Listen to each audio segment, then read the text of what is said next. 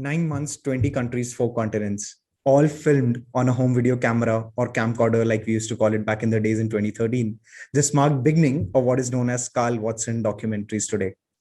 Karl Watson traveled from Hong Kong to New York with his friend James in 2013 and filmed his entire journey using a home video camera. When Karl uploaded the videos on YouTube, little did he know that his travel films will make him the hottest property in travel documentary network. And since then, there has been no looking back for Karl. Karl has traveled to 68 countries till now. He has been to Everest Base Camp. He has hosted a group tour for Morocco and is planning more trips in coming months. What started as a first step to battle depression post completion of his university is now a part of Karl's life. I've been following Karl for last 5 years, guys, and trust me when I say this, these are not just ordinary travel documentaries. These are proper travel films which you can binge watch on a weekend or even post work on a weekday. Try watch all his travel films starting from HK to NY, and trust me, you will have new travel goals for you. Before we move on to the podcast, guys, just a quick reminder, show some love and share this podcast with your friends. Leave your feedback in the comment section on YouTube and click on subscribe.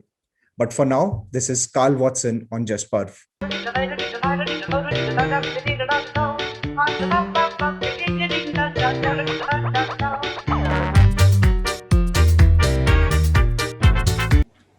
Hi, Karl. Welcome to justPARV podcast. Thanks for having me on, man. It's good to meet you. Yeah. It's a small justPARV tradition, Karl. I'm trying to set up here. I love food, and interesting food never fails to excite me. While we have not seen a lot of food in your travel documentaries, but since you've been to India, consider this to be a litmus test. Okay. Typically, I give two food options to guests to choose from. But for you, I'll try and make it simple for you. In Kerala, you had a round, paper thin pancake like food item. Do you remember what was it called? No. begins with a D, is that right? Yeah. It's called dosa. Yeah. Dosa, yeah. So at least I got the first letter right. Absolutely.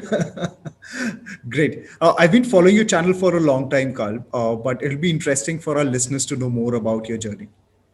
Yeah, sure. So my name's Karl Watson. I have a YouTube channel called Karl Watson Travel Documentaries. Just a very simple title, call it what it is. But rather than your typical YouTube travel vlog, which might be 10, 20 minutes, these are more like 45-minute, hour-long films. And I wanted sort of, when you hit play on the video, I want you to feel like you're on the journey with us. So experiencing the good, the bad, everything in between, and sort of go on the emotional journey as well as the physical journey.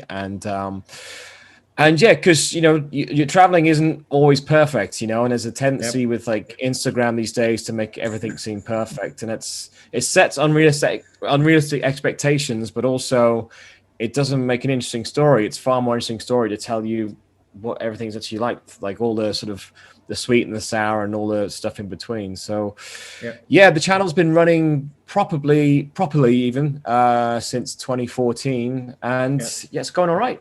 Apart from global pandemics, I've been doing all right with it. I think it's going great. I'll not call it all right, it's going great. Thanks to all the videos you've posted that has kept us sane during these COVID times. Yeah, it's been really sweet, actually. I've had lots of lovely messages of people saying it's been provided them great escapism, especially because they're longer films. People binge watch them like a Netflix series. Yeah. And so even I've been watching some of them during lockdown, just to sort of dream about traveling again. I know that might sound a bit vain, but it's just like, I just want to take me back to Italy, and I'll just play that video or something, Great. So we try to keep it as real as possible on this podcast, Karl, and I might end up asking some tough questions, but it's always answer to those tough questions which helps inspire people around us, right? And I want to refer to the point you have mentioned in the retrospective part 1 video, where you mentioned that you were struggling post uni, right? Post 2 years of uni, and you're trying to figure what to do, and you decided to go on a trip. And then rest is what Karl Watson Documentaries is today. So what was the reason you felt you should travel, and probably it will be the thing for you to feel better about things? It was basically in my mid-20s, I had this sort of tremendous sense of lost time. Like I wasn't getting to live a lot of my life. Without getting into too much detail, when I was sort of younger, like last year of school, second year of uni, I was sort of battling depression because of things going on in my personal life. So those years were just kind of write-offs. But then I went traveling after uni, and I went to New Zealand, and it's just like, oh my God, look how much fun life can be. And then came back to the UK and tried to get my video editing career going, but I got messed around financially by lots of people, and I was having to do just random crappy jobs just to get some cash in, and I was massively in debt, not because I wasn't working, but people weren't paying me, and I was having to take them to court.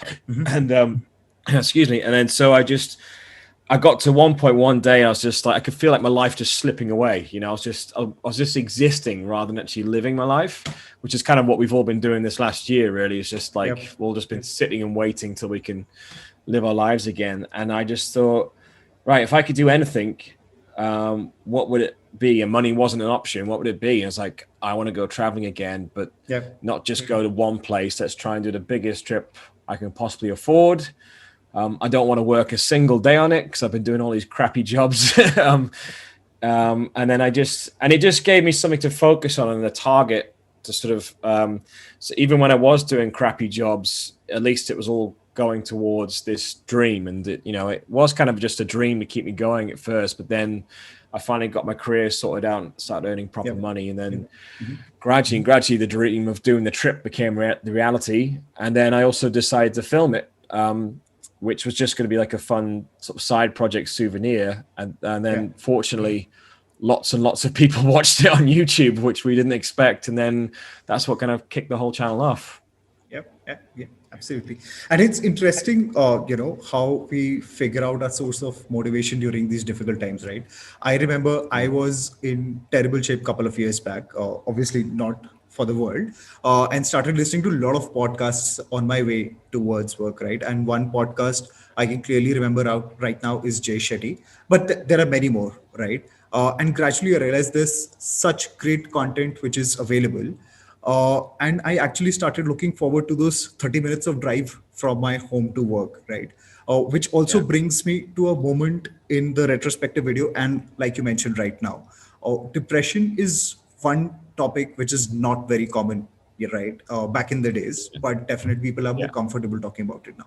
So do you feel if those conversations were not categorized or never came with those star marks, getting out of such situations would have been much easier for us?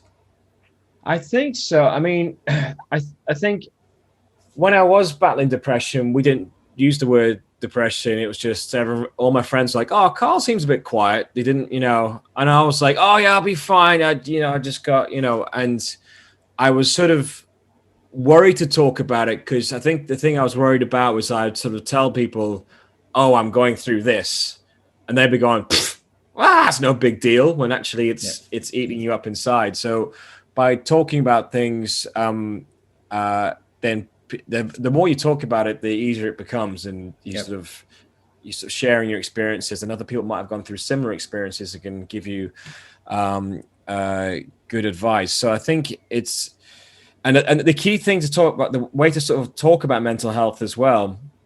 I learned this from editing with my freelance video editing work that I do, which is all different kinds of videos.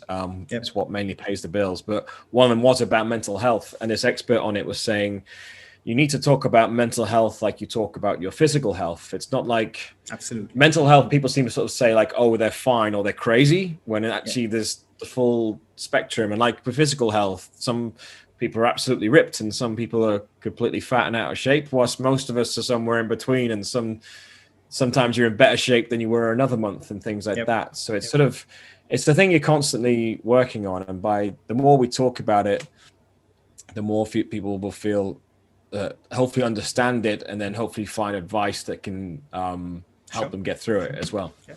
Yeah. Absolutely. But I'll pause my discussion here because I know this is an endless topic. And we might just end up recording a completely different podcast altogether. 4-hour podcast on mental health. Great. So coming to your Hong Kong to New York trip, Carl, traveling from Hong Kong to New York is definitely not an easy job. Physically, financially, And even post Hong Kong to New York, you've been traveling across frequently, right? So how do you go about planning your trip, managing finances, budgeting, figuring out what to see, what not to see? How do you go about it? So when I plan a trip, uh, like if I want to go to a place and I have no idea what the main things are to see there, the first thing I'll do is look at what the tour companies are doing. Um, it could be any kind of tour company like Intrepid, who I do work with now, G Adventures, who I've done trips with, or any tour company. Just they're all doing similar routes, just different Yep. styles, but they've already figured out the best spots. So I kind of use that as a starting point, and then just basically steal their ideas, and then you can start researching. Okay, well, how much does a hostel cost to stay at? How Yeah. much does the bus from there to there? And you can start building up a budget. There'll be blogs. There's so many travel blogs out there now with like budget breakdowns for countries. So I sort of come up with an idea for the budget of the trip, but because I've been self-employed since the start of 2015, and so whenever I'm away on the trip, obviously I'm not earning money, but I still have to pay my rent, or well, now my Yeah. mortgage, because I own a place. You still have to pay Yeah. the bills, so I include that in the sort of finance of the trip. You know, it's sort of each quarter when I do my financial plan, is like, right, make sure you've earned enough to pay all the bills for for the 3 months coming up, and Yep. then you need to earn this much to do that trip and this much to do that, and then you sort of each day I have this spreadsheet, and each day I sort of get a day's work in, put it in, and you can just see percentage wise how you're getting closer to be able to afford the trip. So it's just being careful with your money, like that. That's the way I do it. Yep. If you're trying to save for a trip, it's easier now because I earn better money, so it's easier for me to afford to do these trips. But when I was, was saving for the Hong Kong to New York trip, like people always ask for tips for saving money, and Mhm. the two main tips I have is, one is like save before you spend. So if you're on a full-time job and you get your paycheck, Yeah. put like a third of that or whatever you can imagine of that away in a different account, and don't touch it. Because if you think, oh, I'll just save what I've got left at the end of the month, you'll have nothing left at the end of the month. You'll get to like the 29th of the month and you'll be in the pub going, oh, I'll buy some drinks, and you'll forget about your saving for a trip. So Yeah. do that, but also just find little ways in your life that you can cut out expenses. So for the 2 years when I was working full time, saving up for Hong Kong to New York, Yeah. I would get the train into town, into central London, and then I could get the tube to where I worked, the underground, but instead I walked for half an hour and half an hour back, which isn't that Wow. bad. But that saves you £5 a day, which is £25 a week. Yeah. Multiply that over 2 years, you've got Yeah. 2 or 3 grand extra saved up Yes. just by doing that, and it's little things like that. I make like a packed lunch from home rather than buying lunch in town, and suddenly that costs a fifth of the cost. And all these little things, which don't seem that big, but if you add them up over 2 years worth of savings, suddenly you've got quite a bit extra money. Wow. So you've now become a sort of a financial strategist, for all. I used to be. I mean, fortunately now it's sort of I earn better money as a freelancer, so I don't have to. I can afford to get the tube now if I want to. But yeah, it all comes from my mum. Actually, she's the most organized person in the world, and she used to, plan our trips we did growing up. And I mean, I did this video during lockdown about sort of history of my travels growing up with a scratch map, and I asked her what was the first trip I did abroad, and I was down visiting her, and she went, "Oh, you went to Germany when you were 1 year old." Yeah. And she went through her cabinets and found like, "Oh, here's the budget breakdown on a piece of paper from Wow. 1984." I was like, "That's organized." So that's where I get it from. Awesome. So 9 months, right? Hong Kong to New York was 9 months, 20 countries, 4 continents. So did you not ever feel like going back, or were you not homesick, or you were like just fed up of constantly, moving from one city to the another? There was sometimes we slowed down the pace a bit, but I mean, for James, who I was traveling with, he wasn't used to traveling at all, so he wasn't Yep. used to moving constantly at a fast pace. Like neither of us ever got homesick. We were like, oh, we'll see home when we get home, but we weren't ever homesick at all. It can be different for other people, but it was never an issue for us. But in terms of us constantly moving, like I kind of the travels I did growing up as a kid, we would do that. Like we'd hire a car for the summer and just go bang, bang, bang, bang. So I was used to it, but James wasn't. So sometimes he was like, "Mate, can we just slow down?"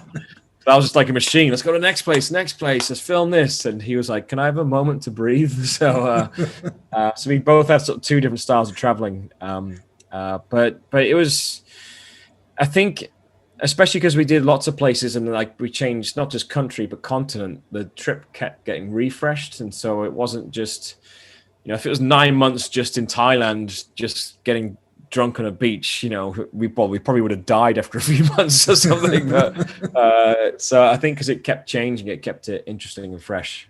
Yeah. Awesome. Oh, in a lot of video, there are shots where you place your camera somewhere and then you have your back towards the camera and then you're walking, right? What I can recall is your Jordan trip, and then add Indiana Jones music to it. So you have Karl Watson walking, right? But okay, jokes apart. But if I were in your shoes, I would always have a fear that someone might just run away with my camera. But sorry, go ahead.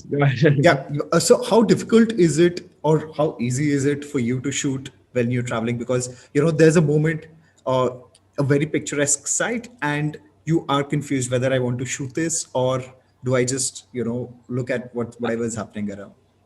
It's for the first part of the question, in terms of sort of walking away from the camera, I'll only do that in the countryside when there's no one around. I wouldn't do it in a busy city, like when I was in the old town in Delhi. I wouldn't have just left it. I wouldn't have just left it down there and just walked. So, but it's usually it's either in the countryside, but there's no one there, or like in Egypt when you'd be at the temple, but you find a bit of the temple that's quiet, and so you sort of you know that the camera will be okay. Doing those kind of shots was really hard when we did the Everest base camp trek because of the altitude. So you got to like walk back. It's like, oh my God. But it was worth it for the shot. And in terms of sort of filming and enjoying the place, I usually, if I arrive at a beautiful viewpoint, for example, what I'll do is I'll get the shots that I need first. So I know that's sorted and I don't have to worry about it. Then I turn the camera off and make sure I remember it with my own eyes. So, there's like on our first time in Africa trip, we were on this safari and this watering hole where there's all these beautiful elephants just out in front of you. And so, but we were there like 3 nights. So the first night I filmed it to death. And then the second night I just sat there and enjoyed it. So it's sort of, it's always finding a balance. And I think you get better at it with experience. Like the first trips that I ever did, I would film everything because I had no idea what would work and what would be interesting. And now I sort of more like, oh well, I've got this thing covered. I don't need to. You're almost editing it in your head as you go and go like, right, I've got those shots. Now I can put the camera away and relax. And are people comfortable when you're filming them? You meet so many people, right? You make so many friends. It depends. Some people are and some people aren't. You get used to sort of judging someone's character. I never start filming someone until I've spent a bit of time with them. So if you've met someone at a hostel, you might be hanging out for like half a day and then you'll start filming. Or you just film yourself for a bit. And then you can usually just tell by someone's personality whether they'll be happy too. But I never sort of like come up to someone at a hostel who I don't know and go, hey, and just stick a camera in their face. The funny ones, though, are sort of, I've been actually when I did that Africa tour with G Adventures on the first day, I was just getting shots of just myself talking and just the scenery and, not and then it's chatting to everyone in between and explaining what I'm doing, not putting the camera in anyone's face. And then I had a couple of people go, oh, yeah, if you don't mind, please don't film me because I don't like being filmed. I was like, yeah, no worries at all. Like we've all paid a lot of money to be here. I'm not here to intrude on your experience, so don't worry. And they went, oh, thank you. And then we stayed friends and had a great time on the trip. And it was all good. Skip forward a few months later, the video comes out and they're like, Karl, we love the video, but we're not in it. I was like, The first thing you ever told me was not to film you, and now you're saying, "Oh, how come are we not in the video?" It's like, because you asked me not to. So, but what can you do? Yeah, yeah, yeah. Right. One trip you want to do again, and one trip you wish you had never gone for. What would that be? um, one trip I would love to do again. It'd be interesting. Well, it'd be interesting to almost for the Hong Kong to New York trip, because I've learned so much more about travel filmmaking since then.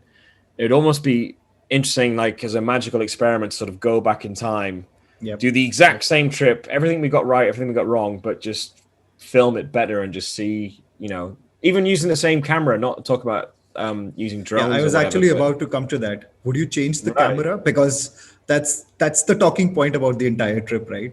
yeah, Using it's, a video camera. the home video camera sort of gives it a kind of uh, I wouldn't necessarily change that because it's part of the charm. It's like, look, we're just going, Yeah. we're not a production company. We're just going away with this. But luckily I know how to edit. So it sort of tells a story. So, but it'd just be interesting if I basically just pressed record more often and film more stuff.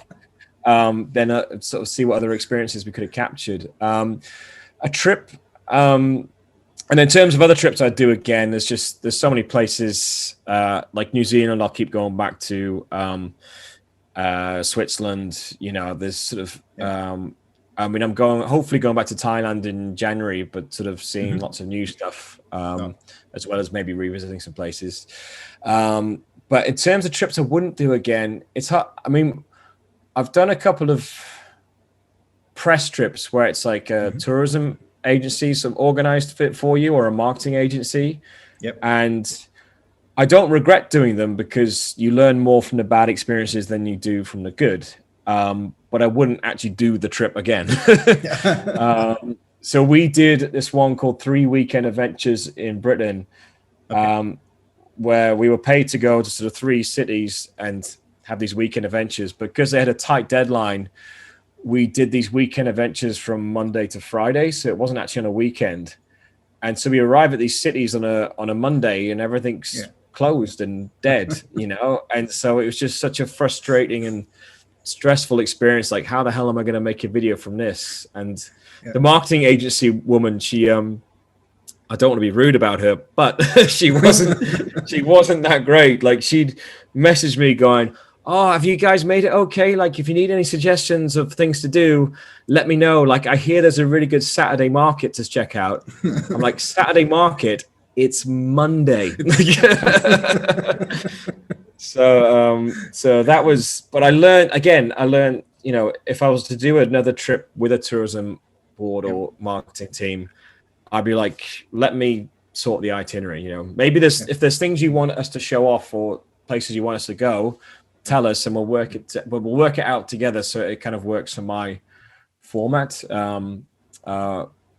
rather than them sort of just thinking it'll be all right and not really thinking it through. So, well, yeah.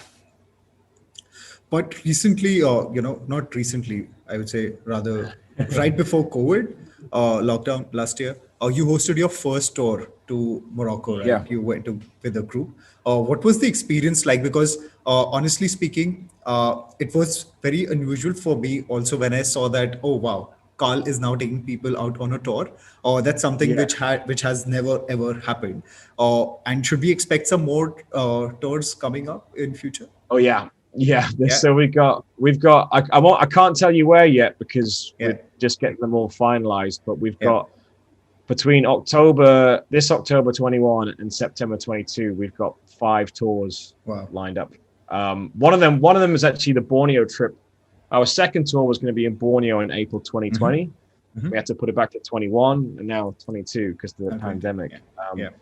But we want to do tours at different places all around the world, but also at different budgets. So they're not, because some tours can be very expensive and it's just, and I don't want it to be like only my richest followers can come on the tours. We'll do ones at like different budget levels and different styles. But it was so much fun. I mean, the Morocco one was quite surreal because there was some people on the tour who were just followers of the channel I never met before, Yeah. but most of the other people I had met, but it was just different people from different parts of my life. And it kind of like when you have like a birthday party and you have different groups of friends hanging out together, it's quite weird saying, oh, that person's chatting to them, but they've never met. It was like that, but for 2 weeks in Morocco, you know? So but it was so much fun because you've got, you still got an Intrepid. We did it with Intrepid Tours. You still got an Intrepid guide. It's not me sort of taking people. I'm not the tour guide. It's like, let's go on this trip together and experience it together. So we still had an amazing guide, Hamid, showing us around. But you just suddenly, rather than like the Africa example where people going, oh, please don't film me. You've got a whole group of people wanting to be filmed because they've come on my tour. Like, what do you expect? So, and everyone's in the same frame of mind, like up for a good adventure, but also just a good laugh. And so, hopefully it's going to be something we can just keep doing a lot. I mean, I'll still do other trips in between it where it just be, I don't know, solo backpacking or with friends or whatever. But hopefully we can just keep doing them and just going to places. Well, some of the places are sort of easy to travel by yourself, but we're just doing it with a different angle. But a lot of the places are ones where people go, oh, I'd love to go there, but I'm not sure how to travel it. So it's like, well, we'll put on a tour and let's go together. So we lots to look forward to. Like by the end of this month, we'll be putting them on sale. So great. When it comes to travel, Carl, there's always this statement which you get to hear, and it's very common. Be a traveler and not a tourist, right? I've tried my best to decode this, but it honestly speaking never makes sense to me because everyone has his or her own travel style, right? What's your take on this? Yeah, you're 100% right. I mean, at the end of the Hong Kong to New York retrospective, James sort of makes a great statement how there is no right or wrong way to travel. Just do it how you want to do it and enjoy it. I mean, there are some extreme examples where it's a wrong way to travel, like if you're being a drunken Brit abroad, smashing places up and being disrespectful. That's wrong. But otherwise, for me, it's just like I don't like any idea of like a hierarchy of travel, like one's more worthy and stuff. It's about your own. Traveling's about your own experiences and what makes the adventure is defined by who takes it. So, it doesn't matter if I've been to a country a few times. If you've never been there, then it's an adventure for you. Whether like who gives a shit if I've been there before? It doesn't make any difference on your experience. And also, just generally speaking, life's too short to worry about what other people are doing on their holidays. Like, if they want to sit at a beach, fine. I don't I remember I was in Australia filming some promo videos for STA Travel, which were like these dream jobs I had. And one evening I was just getting a taxi, and the taxi driver was quite old, I think like late 60s. And we're just chatting about travel. And he was like, oh, him and his wife love traveling. And he listed all these countries. But then the more he talked about it, I realized that all they did was just stay in an all-inclusive resort, sit by the pool, drinking cocktails. And so even though he'd gone to these different countries, the only thing that would really change is the race of the person bringing him the cocktail. And that's and the menu maybe. But so you could go, oh, well, that's not real traveling. But at the same time, it's his holiday. That's what he wants to do. I think people get so uptight about these things, and it's just like, just chill. If they want to do it, then do it. Enjoy your holiday. Why are you worrying about that? Life is far, far too short to worry. Absolutely. Imagine if you went around a hostel just going, tell me about your trip. No, that's wrong. What about you? Tell me about your trip. No, just chill. Yeah, we are almost towards the last part of our podcast, Carl, and it's a rapid fire round for you. I'll give you two options, and you'll have to choose between one. We start with the rapid fire now. Would you rather go on a solo trip or on a backpacking trip with James? Backpacking with James. Super. Which country was more fun for you, Australia or Thailand?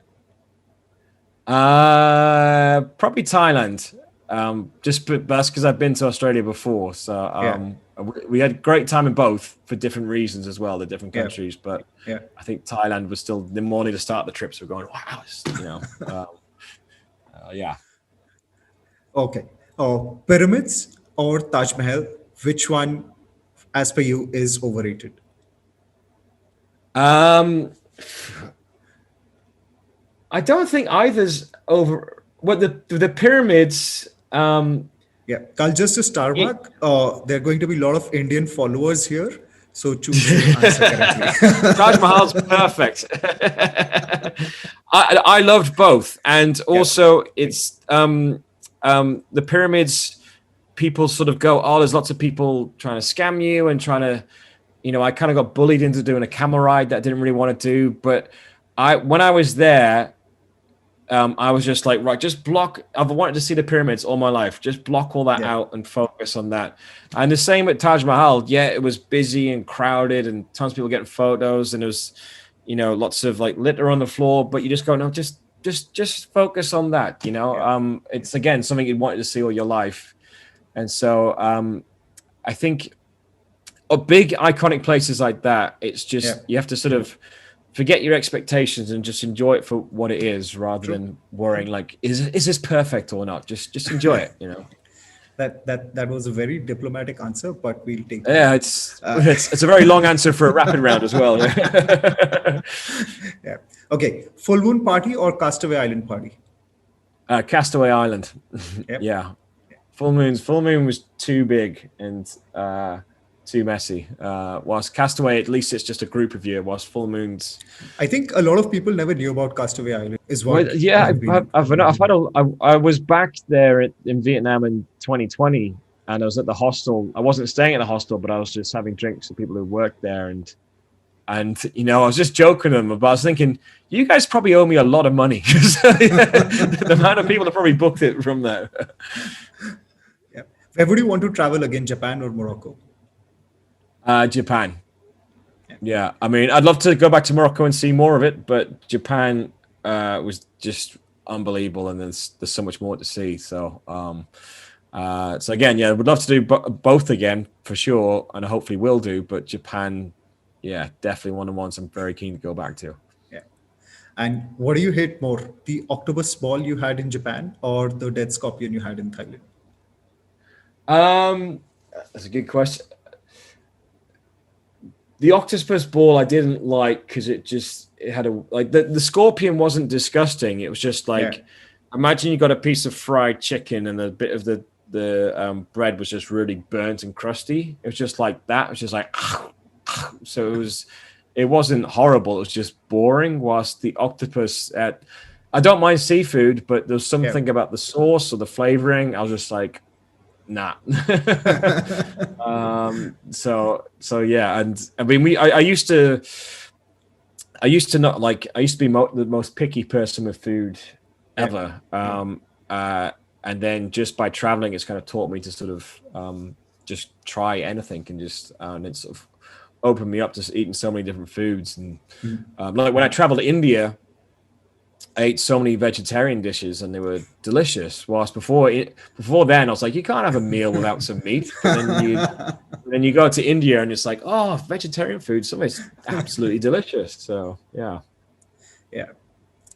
Great. The last one, Carl, skydive in New Zealand or Mario Kart ride in Japan? Or which one would you want to go for again? In terms of doing again, I would do the Mario Kart again because I've done 5 skydives and they were amazing. But on the last one I did, I dislocated my shoulder. So I was like, I'm not going to do a skydive again because I'll just be worried the whole time that it would pop out midair, which was not a fun experience. So for me, I love skydiving. It's incredible. If you ask me, must have been crazy, right? Riding in the Mario Kart on the streets of Japan. That was so much fun. It was so much fun. If I didn't have the bad shoulder thing, I might say I'd do a skydive again because the rush is incredible. But because I've just been worrying about that, I'll just do the Mario Kart again. But that's not a bad thing because the Mario Kart was it's just surreal. You just James and I looked at each other going, you're dressed as Luigi, I'm dressed as Mario. We're in the middle of Tokyo. All the locals love it. They're waving and taking photos. And it was just one of those moments in life you go, I can't believe we're actually doing this. This is crazy. So much fun. Yeah. Great. So where are you planning to travel next, Carl? Wherever it opens first. So this summer, I might travel to Portugal because I haven't been there yet. I've got a friend who's rented out a place in Croatia the second half of August, so I might join them there. I might try and do Slovenia before that. Also might go back to Switzerland, just go back to my favorite spot and just go back in the mountains again. But it really just, it depends where it opens, and they have all these like green lists and amber lists and stuff. But I've had my first vaccination shot. I'll have my second one start of August. So options should be opening up.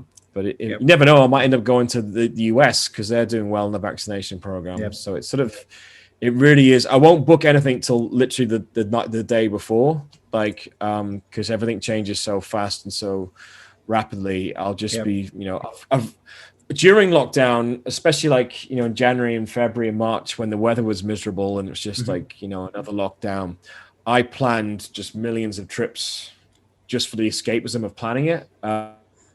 You know, I planned a future return trip to Japan. I don't know when I'll do it. It might not be for 5 years time, but it's just something to do in the evening, and just, you can kind of like spend the evening just in Japan in your mind. So I've planned so many trips, and it's just a matter of, right, that place is open, go. So we'll see what happens. This month I'm just doing bits and pieces around the UK and just making these short little videos, which is just nice to show off your own country, but they're not quite. You know, the normal documentaries, hopefully at the end, people go, wow, what an adventure. Whilst these ones are more like, oh, that was nice. You know, they're just sort of like, oh, let me just show you this place and that. So, so we'll see what happens. Awesome. Before we wrap up, Karl, for our listeners, 2 key learnings after visiting almost 68 countries, if there's anything you would want to share with our listeners. Wow. The main thing you get from traveling, I think traveling, this is going to get all deep now, but I think traveling gives you such a positive view of the world and of humanity, and just everywhere you go, you meet nice people. Like, and I think it sounds like a very simplistic thing to say, but especially during lockdown when we're all stuck at home, just scrolling on our phones all day, like doom scrolling on Twitter, and you just think, oh, the world's filled with terrible people. But when you actually get out into the world, you realize the opposite of that is true. I've never known anyone who's come back from traveling going, oh, everyone was awful. You know, it's, you just meet kind people. Like, everyone just wants to live a good life for their friends, their family. And the stuff that makes us different is actually what makes the world interesting rather than what should be feared. So it's sort of, it sounds like very simplistic and like, kind of silly in some ways, but it's a really important thing to remember, and it's an easy thing to forget. So that's one thing, but also, you know, I'm very fortunate to be able to afford to travel a lot. But if you are in a position where you can afford to travel, you realize the world's almost just like a giant playground. There's just so many experiences and adventures to be had. And it's, I often get asked, oh, I bet there's nothing left on your bucket list. And it's like, the more you travel, the more you want to see, the more that you realize there is to do. And, you know, when I went to India, and I deliberately called the series A Taste of India, as in like a small sample. And then all these comments going, oh, there's way more in India to see than what you did. It's like, I know, that's why I called it that, you know. But yeah, there's always more to see and more adventures to be had, which is great. So it's sort of, you know, it'll never get boring, basically. Absolutely. Great. So that brings us to end of the podcast. Karl, thank you so much for being part of the podcast. Hope you stay safe. Yeah, thank you so much for having me on, man. And then if you're ever in London or from back in Delhi, then we'll have to grab a drink. That'd be fun. Yeah, absolutely.